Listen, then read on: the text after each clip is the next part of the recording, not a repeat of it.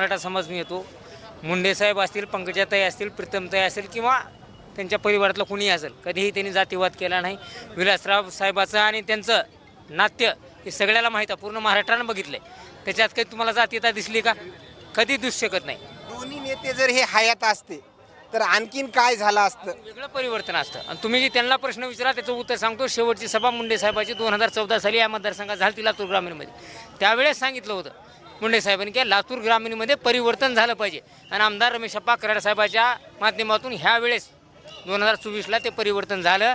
मुंडे साहेबाचा त्यावेळेसचा शब्द जनतेने ह्यावेळेस पाळला आणि पूर्ण ह्या लातूर ग्रामीण मतदारसंघातल्या प्रत्येक मतदाराला, प्रत्येक सामान्य माणसाला, मुंडे साहेबावर प्रेम करणाऱ्या, विलासराव साहेबावर प्रेम करणाऱ्या प्रत्येक विचारातल्या माणसाला आनंद आहे की मुंडे साहेबाचा पुतळा रमेशप्पा कराड साहेबाच्या पुढाकारातून ह्या लातूर जिल्हा परिषद विधानसभेची निवडणूक जे झाली, रमेश आप्पा कराड ज्या निवडणुकीच्या रिंगणामध्ये आपल्याला होते,